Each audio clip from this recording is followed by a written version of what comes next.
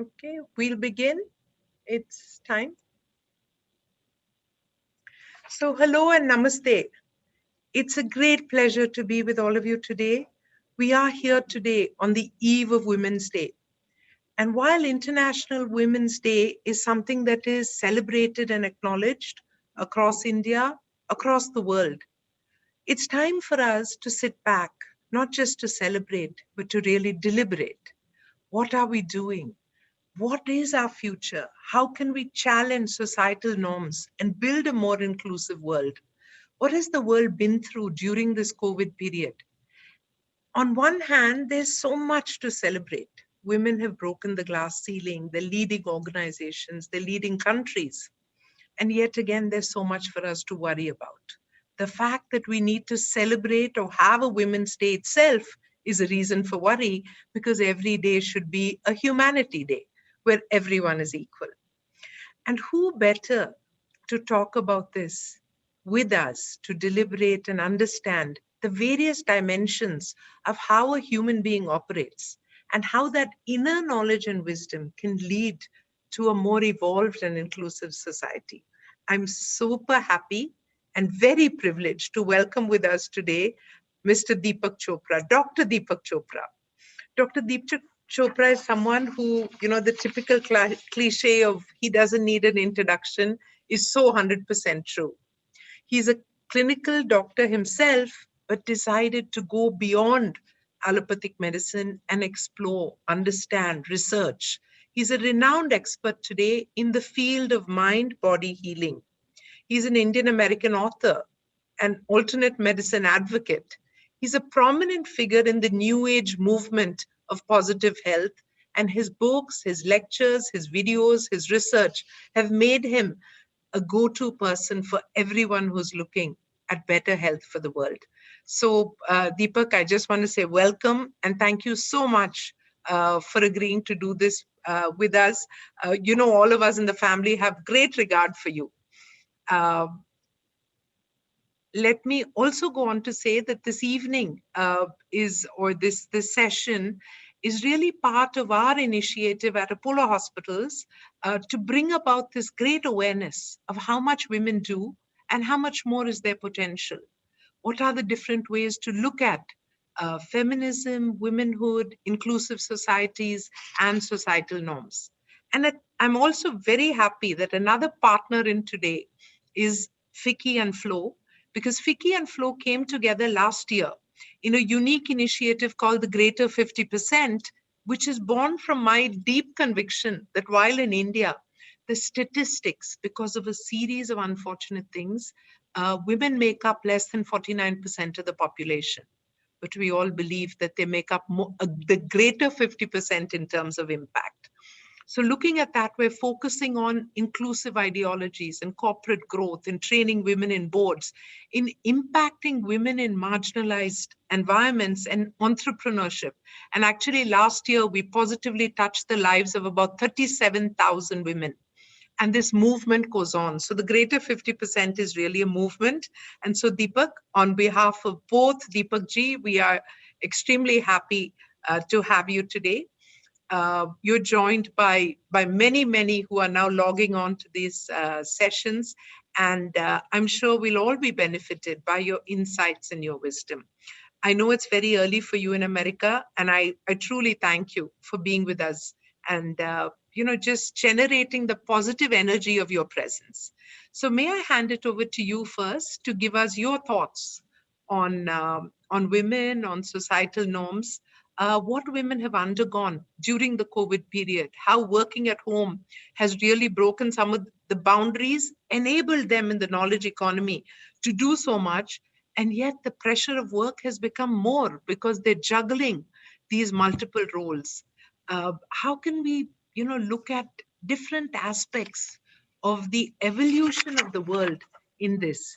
And I want to begin actually with, a very interesting point that my sister Preeta and the vice chairman of our group, she said something, when we were saying we're going to be talking with Deepak. So she said, please ask Dr. Deepak Chopra that in the karmic theory, we actually, we don't challenge, we do. We accept karma, we accept fate. But in today's fast-paced world, we're literally trained and taught to challenge everything, to challenge ourselves, to challenge old theories, to challenge every dynamic. So what should we really do? Because if we don't challenge, we won't keep up. So where is the balance between this fast-paced world and acceptance of what is karma? With this and many more questions to come, I hand over to you with our grateful thanks for your time. Deepak ji, over to you. Thank you, Sangita ji, and it's an honor to be speaking to you. Can I be heard well, clearly? Can you hear me well? I think slightly louder would actually be better. Okay, so let me do that. How's that? How's Much this better. one? Thank you. Perfect. So first of all, thank you. I'm not sure I'm qualified to address all the questions and all the dilemmas and all the conundrums But facing. hey, I'm sorry, Deepak, 1 second. Actually, it was my other sister, Sunita, who said on Women's Day, everybody gets this panel of women. We must talk to men.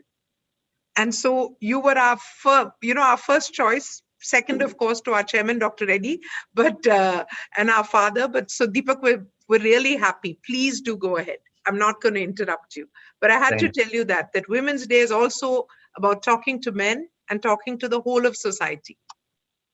Thank you. So I should repeat, I'm not sure that I'm fully qualified to address all the conundrums, dilemmas, challenges that face humanity and particularly women at our crucial time in history.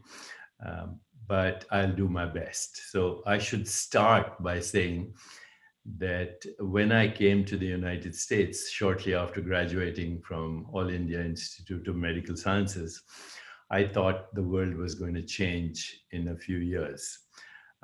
I went to Boston. Gloria Steinem was the big news. There were marches in Cambridge. The anti-Vietnam War movement had started. There was Greenpeace. People were talking about sustainability, social justice, economic justice. That's 1970, 50 years. Actually, we've regressed. We've gone back in terms of racism, bigotry, gender violence. Social norms have become racist, bigoted. There's extreme nationalism. There's violence. The extreme violence, as you know, is the extreme of violence against women is rape, but the violence has been going on for a long time. So I would say this is a moment in history where we have to either understand that we are headed towards destruction collectively, globally, or there could be healing. It's a very crucial time to also understand that what we call normal is actually now the psychopathology of the average. And to adopt or adapt or adjust to an insane society is not a measure of sanity in any way whatsoever. And that's what's happening. We are adjusting, adapting to a collective insanity. And we think it's normal. And that is definitely a recipe for collective suicide. And I'm not exaggerating. Look at the world right now: climate change, social economic injustice, racism, bigotry, war, terrorism, atomic weapons, cyber warfare, extinction of species, violence against women, violence against children, violence against animals, violence against nature. This is not a good scene. And to live in denial is actually to further accentuate our problems. COVID has been a very interesting experience. I can say as a physician, and by the way, I still have a medical practice, so in California and New York, etc. But notwithstanding that, I have seen people going through grief when they have a massive heart attack and they know they're going to die.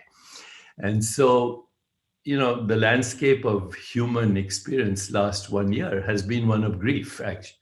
Grief happens when you lose a way of life, lose something you took for granted. And first people feel victimized, then they get angry, then they get into denial, then they get hostility, then they get resentments, then frustration, then helplessness. In my experience as a physician, I have seen many people die in that stage of panic and helplessness. But once in a while, you see on the patient's face acceptance. And once you see acceptance, then you see suddenly peace. And once you see peace, you see meaning. This is a moment where we need to find meaning in what is happening in the world. And of course, International Women's Day is a perfect forum for us to find the new meaning that we are seeking as human beings. Because I have to say, looking at the world situation, it's obvious that our humanity is not complete. Okay. So let us address what you're asking in the context of deep history. And I know in 10, 15 minutes, we have to cover a lot of ground, but unless we understand context, relationship, meaning, history, it's very difficult to actually pinpoint what the solutions might be in today's world. So if you go to deep history is what historians and anthropologists do. We are informed by the current literature in science and social science and anthropology that humans have been on this planet only for 200,000 years. By the way, COVID has been around for 50 million years. So guess who's been here longer? The COVID-19 is only called COVID-19 because the latest mutation. But, viruses and bacteria and other species have preceded us for millions of years. In fact, if today insects disappeared from our planet, all life would cease in 5 years. If humans disappeared from our planet, all life would flourish in 5 years. So guess who's more important to the ecosystem?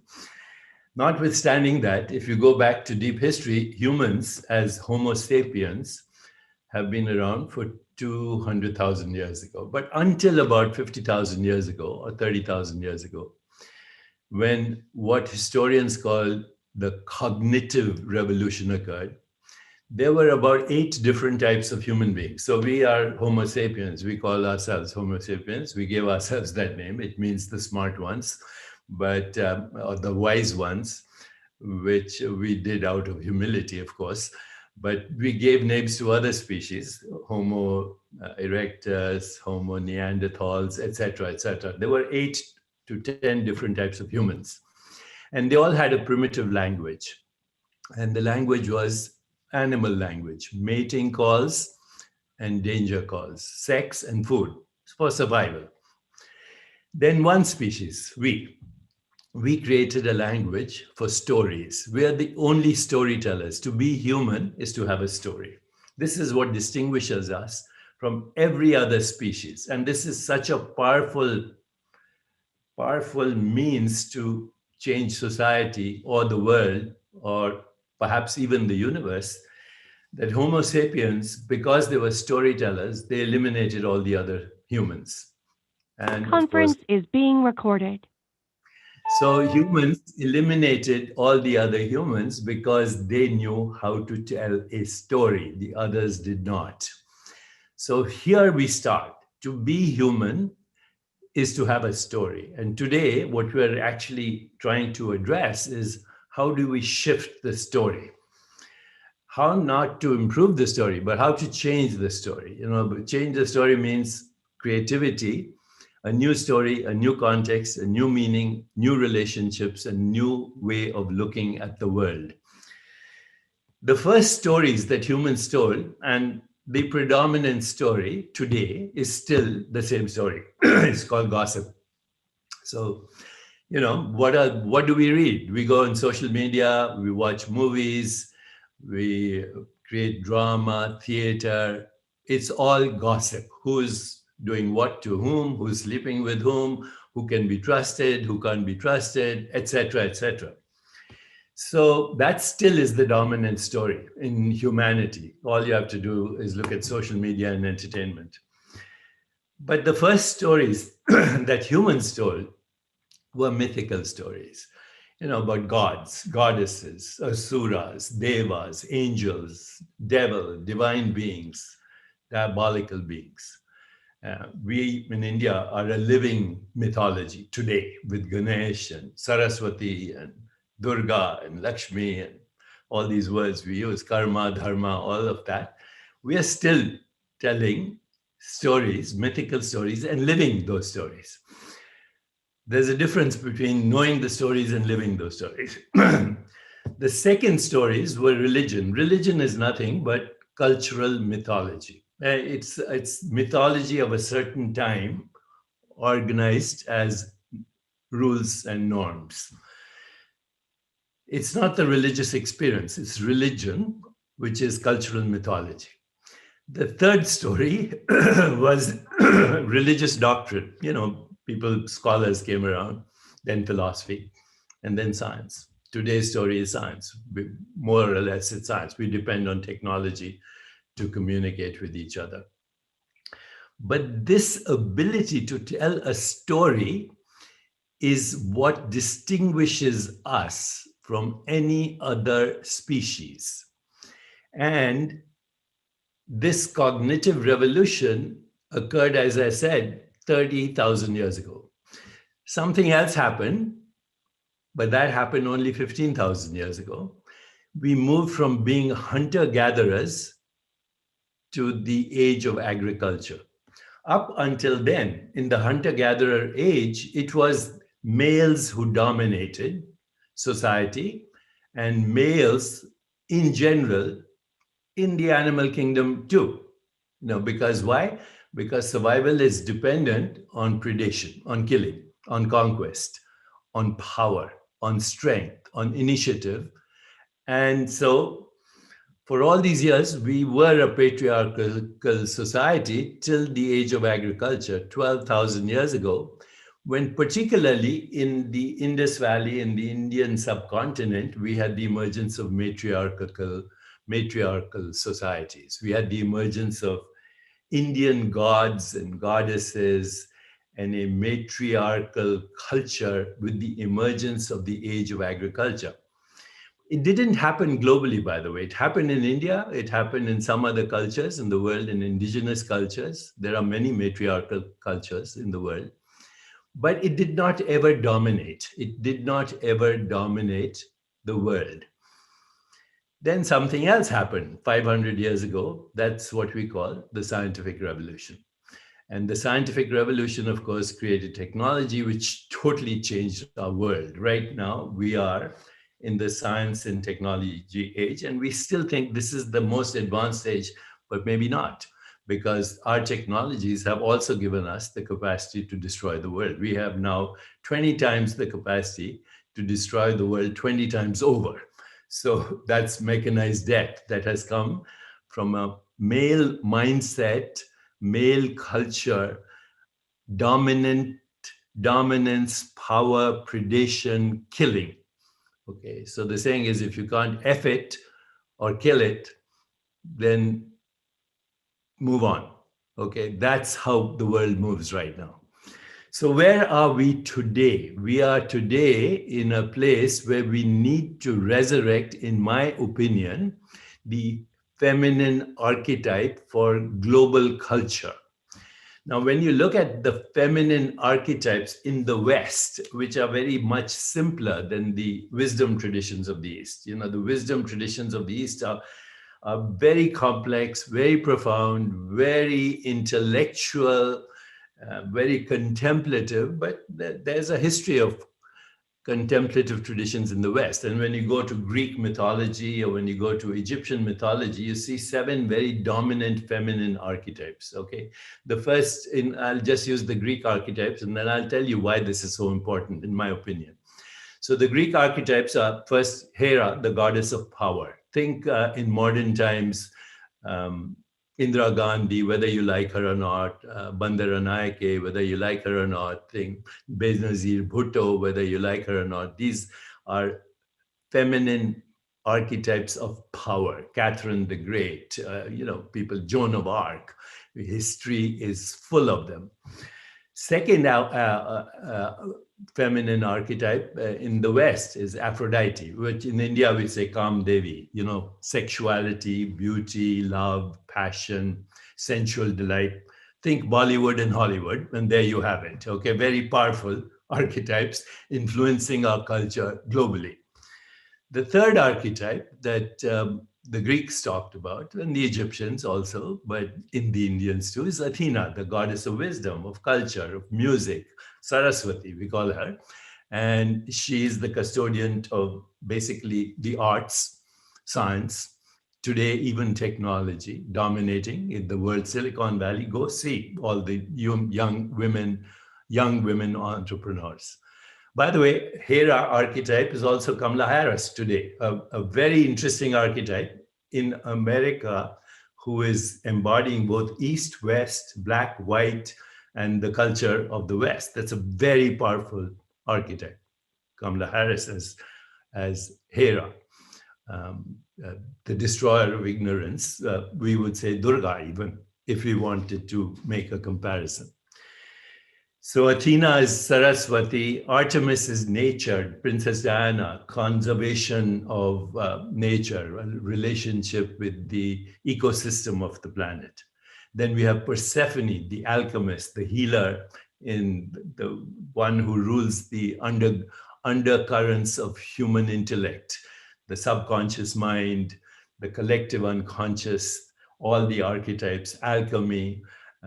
She is not only an alchemist, a healer, but a transformer. We need her desperately right now. The archetype that we call Persephone in the West. Then you have Demeter, Mother Meera, or Mother goddesses. In India, every goddess in some way or the other is also a divine mother. It represents beauty, intuition, affection, tenderness, but also strength, because without the mother's strength, the family falls apart. Okay, and then you have Hestia, the homemaker. So these are 7 basic themes, motifs, stories.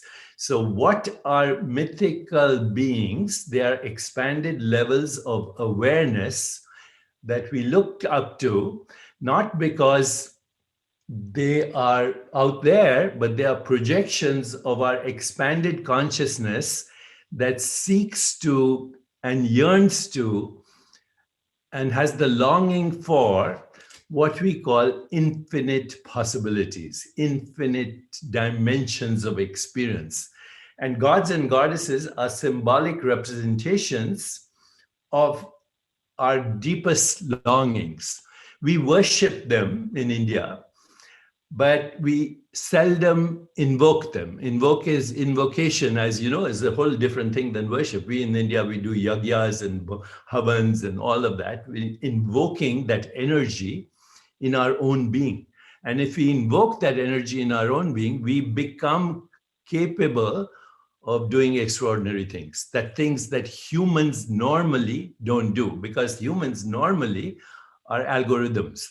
We are a conditioned mind that recycles over millennia with the same habits, the same social structures, the same norms, and it recycles, evolves very slowly.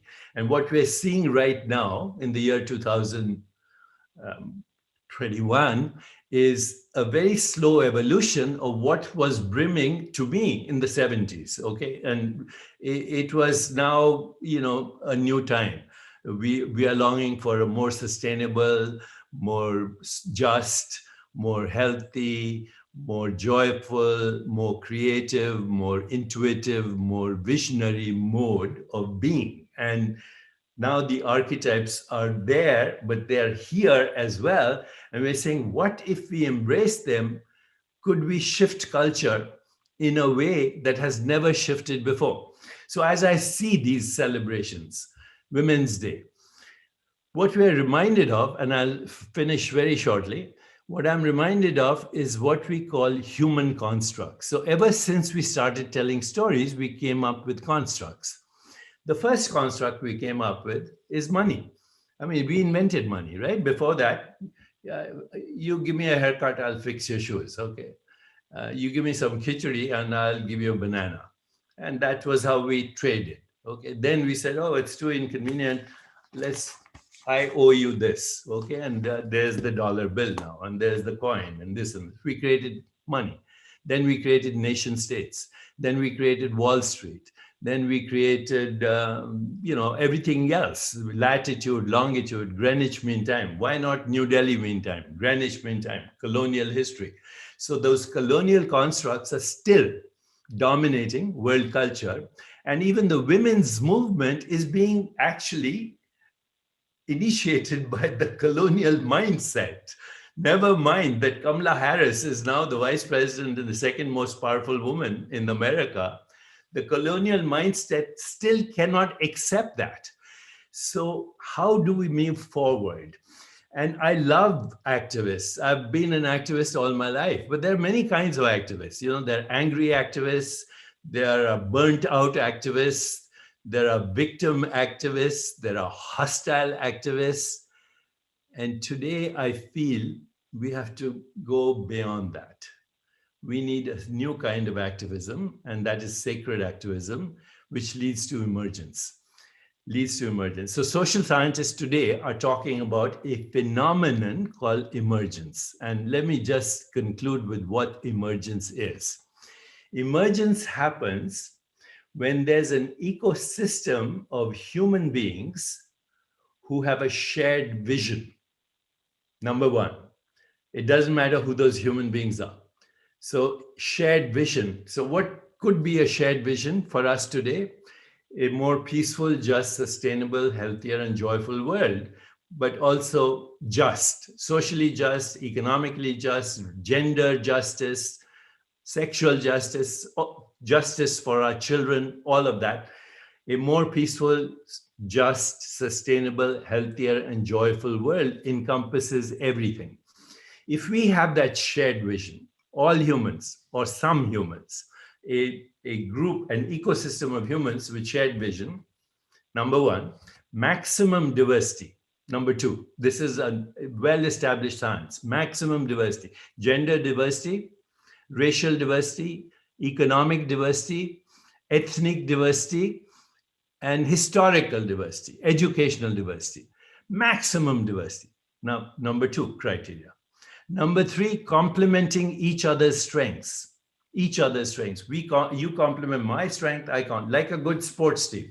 The batsman is not the bowler. The bowler is not in the slips. Okay, and the fielder is somewhere else, but they're all complementing each other. And we guess which team wins, not the better players, the one that complements each other's strengths. That's the finer team. So maximum diversity, shared vision, complementing strengths, taking a back seat for the ego, and then incubating together with that vision. What happens is emergence. You have a new context, a new meaning, a new story, and you bring in the archetypes to actually expand your awareness to possible stories. So what is my most fervent wish for the women's movement? Don't fight the men. Don't become men leaders. What happened to Indira Gandhi? What happened to Benazir Bhutto? What happened to some of the greatest women leaders in the world? You don't need to be like men. You are far superior. This is the next emergence, which we call the phase of the divine feminine. And if we don't embrace it, we are doomed anyway. Okay, so look at the 7 archetypes I mentioned: power, beauty, intuition, homemaker, alchemist, healer, nature, mother. That's a complete cabinet, by the way, for any government. It's a complete cabinet for any government because it will give birth to a new story. And when that story is born, we will be ready to emerge. But no story is born till the old story dies. It's a death and a resurrection. It is complete and it is radical. And it does not come about by murdering the old story. It just comes about by sharing a new story, and then emergence happens. You can't fight darkness, but you can bring in the light. So that's all I have to say today. Deepak, the first thing I should say after a deep breath is deep thanks. It was an incredible journey just listening to you.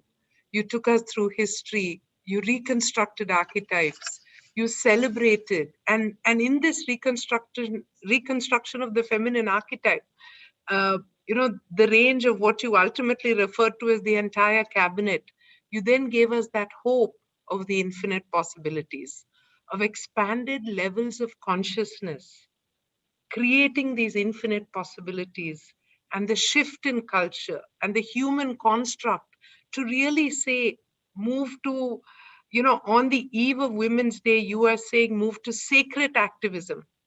And that sacred activism is so powerful in your construct because it has a shared vision, the shared vision of a beautiful world where there's equality, there's diversity, maximum diversity.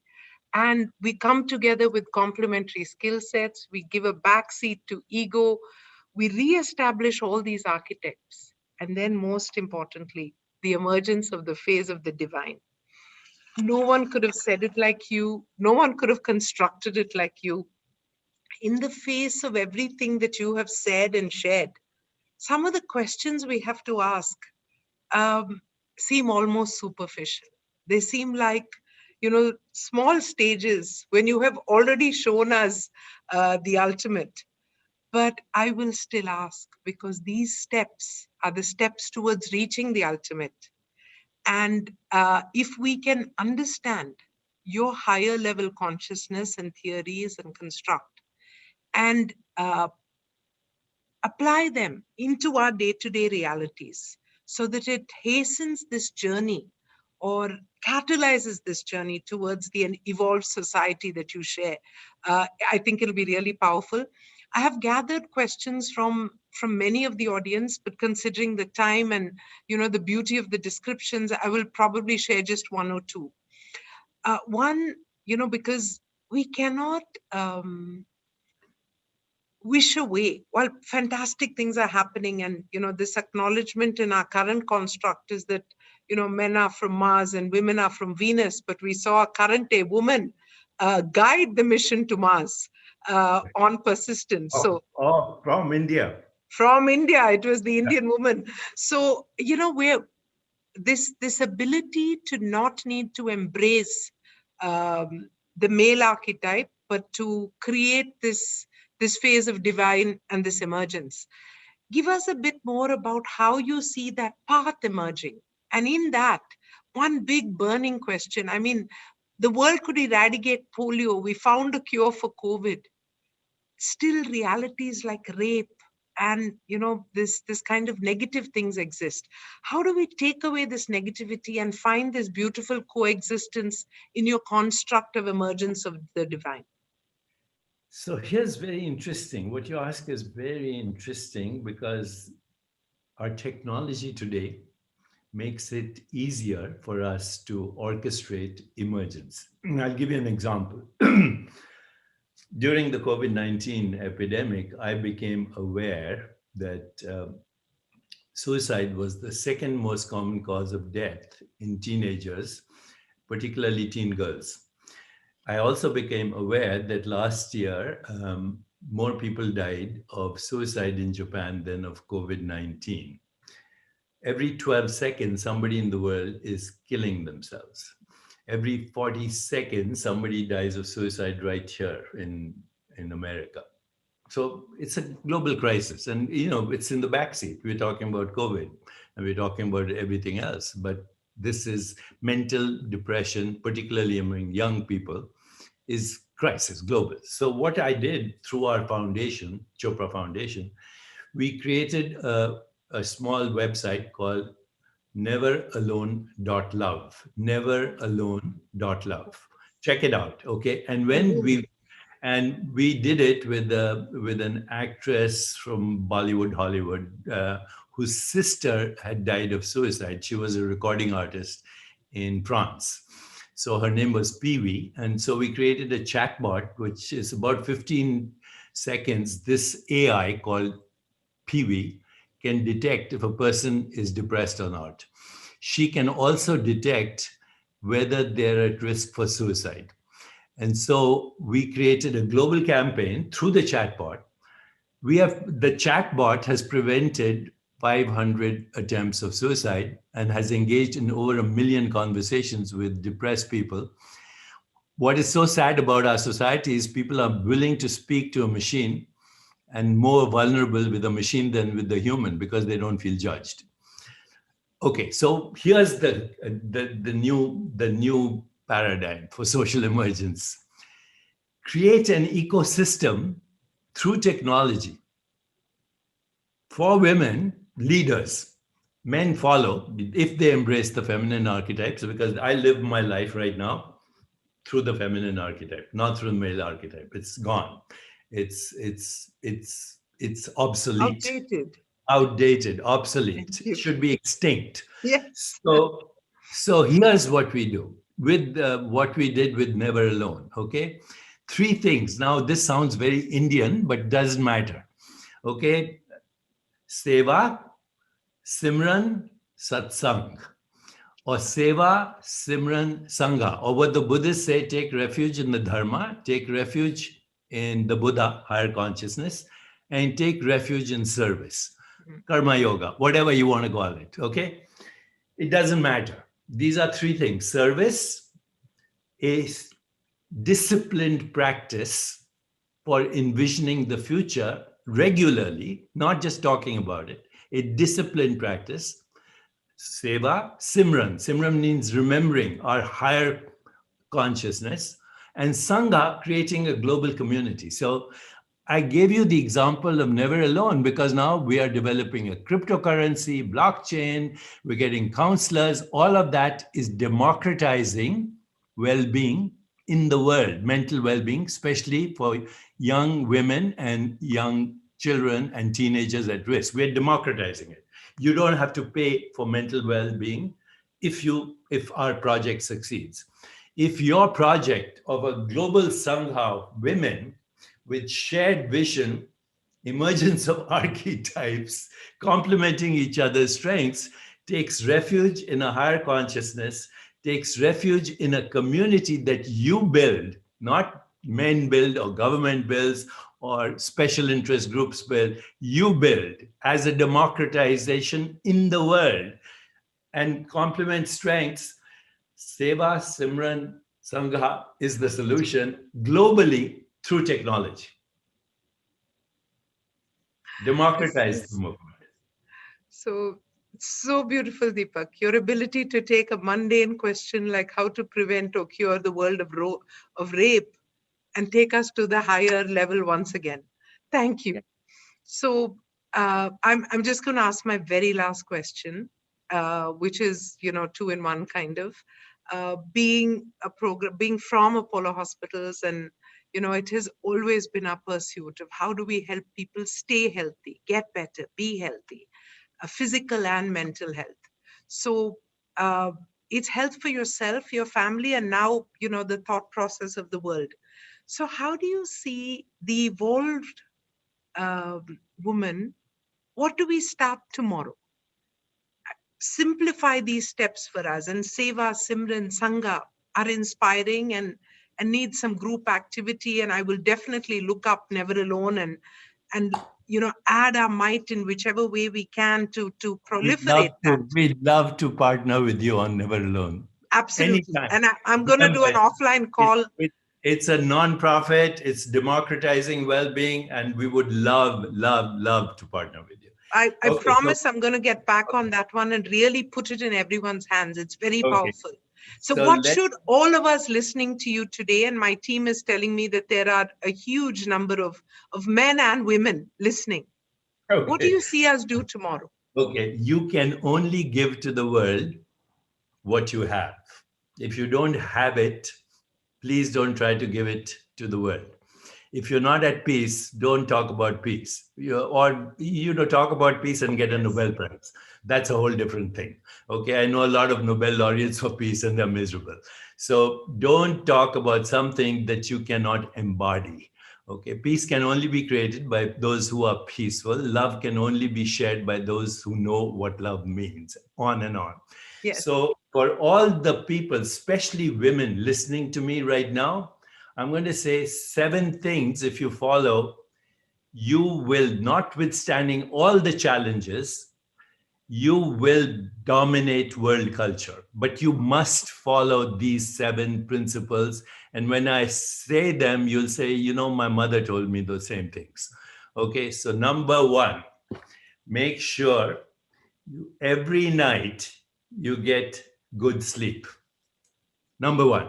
And there are all these technologies. By the way, if you, just as a promo, I'm on Fitbit right now. So if you have a Fitbit, you can measure all your biometrics and intervene in real time. So you can look at what's happening in your heart rate, blood pressure, etc. This is the world of technology now. Mm-hmm. Okay, number 1, deep rest. Number 2, learn to manage your stress, no matter what it is. If it's singing, music, dancing, storytelling, humor, meditation, whatever, yoga, breathing, pranayam, manage your stress and take time, at least half an hour every day, to focus on that. Number 3, become emotionally intelligent, which means don't be reactive. Learn to cultivate empathy, compassion, joy, equanimity. We've been told this through the centuries, okay? Yes. So emotional resilience. Number 4, eat a diet that is healthy for your microbiome, which is 2 million genes instead of the 25,000 human genes that you had.